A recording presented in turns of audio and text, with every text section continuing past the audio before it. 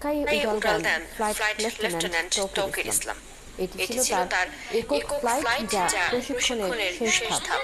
মাত্র কয়েক মিনিটে বিমানটিতে যান্ত্রিক ত্রুটি দেখা দিলে নিয়ন্ত্রণ হারিয়ে আঘাত হানে মাইলস্টোন স্কুল অ্যান্ড কলেজের প্রাথমিক ভবনে। পাইলট সহ প্রাণ যায় অনেক শিশু কিশোর ও শিক্ষকের। বিমান বিধ্বস্তের ইতিবৃত্ত জানাচ্ছেন সবুজ মাহমুদ।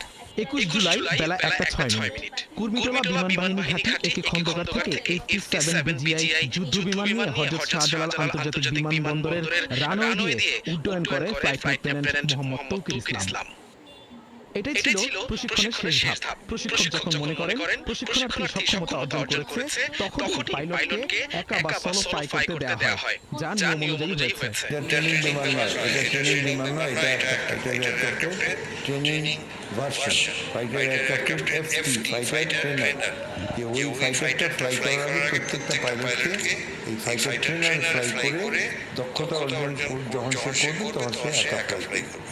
21 দিন পেরেছে 13টা, একটা দিন নষ্ট, সবাই পাখির মনে বড় কষ্ট। জুলাই বেলা 1:12 সামাজিক যোগাযোগ মাধ্যমে পাওয়া একটি সিসি ক্যামেরা ফুটেজে দেখা যাচ্ছে AT-7 বিজিআই যুদ্ধ বিমানটি মাটিতে আছড়ে পড়ে। তার 6 সেকেন্ড পর বিস্ফোরিত হয়ে কালো ধোঁয়া ওঠে। তার মানে উড্ডয়নের মাত্র 6 মিনিটের মধ্যেই মাইলস্টোন স্কুল অ্যান্ড কলেজের হাইড্রোলাইন ভবনে বিধ্বস্ত হয় বিমানটি। তবে ফায়ার সার্ভিসের তথ্য অনুযায়ী বিমানটি 1:18 মিনিটের সময় বিধ্বস্ত হয়েছে। মুহূর্তেই আগুন ধরে যায় পুরো ভবনে। সেখানে ছিল প্রাথমিক বিদ্যালয়ের শ্রেণীকক্ষ ও শিক্ষক মিলনায়তন। দুয়াতে সবাই পুরো অবস্থা খারাপ।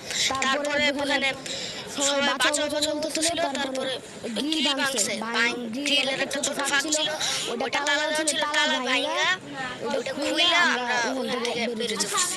আন্তঃবাহিনী জনসংযোগ পরিদপ্তর ISPR এর বিবৃতি অনুযায়ী উড্ডয়নের পর বিমানটি যান্ত্রিক ত্রুটির সম্মুখীন হয়। দুর্ঘটনা মোকাবেলায় এবং বড় ধরনের ক্ষয়ক্ষতি এড়াতে বৈমানিক ফ্লাইট ক্যাপ্টেন মোহাম্মদ তৌকির ইসলাম বিমানটিকে ঘনবসতি এলাকা থেকে জনবিরল এলাকায় নিয়ে যাবার সর্বাত্মক চেষ্টা করেও ব্যর্থ হন।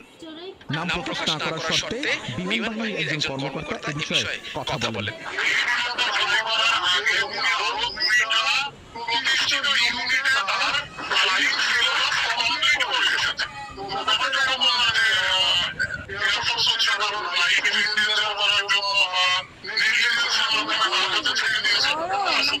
সালমান হাবিব রাফি মাইলস্টোন কলেজের একাদশ শ্রেণীর ছাত্র।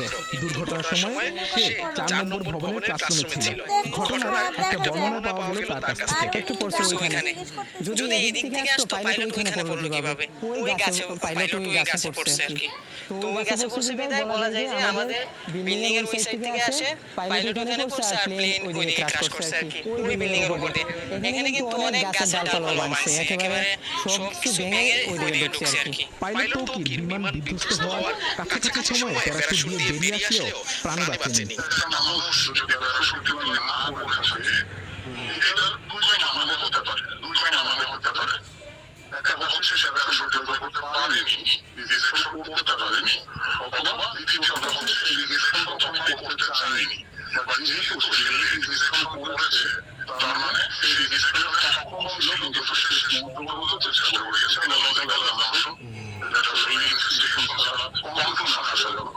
মাইলস্টোন কলেজের মাঠে অবস্থান করে আমরা 3 ঘন্টা পর্যবেক্ষণ করে দেখেছি প্রতি 3 মিনিট থেকে 5 মিনিট পর পর একটি বিমান শাহজালাল আন্তর্জাতিক বিমানবন্দরে অবতরণ করে, যার প্রতিটি মাইলস্টোন কলেজের মাঠের মাঝামাঝি দিয়ে যায়। রানওয়ে ও মাইলস্টোন কলেজের স্যাটেলাইট ভিউ দেখলে তা আরো স্পষ্ট হয়।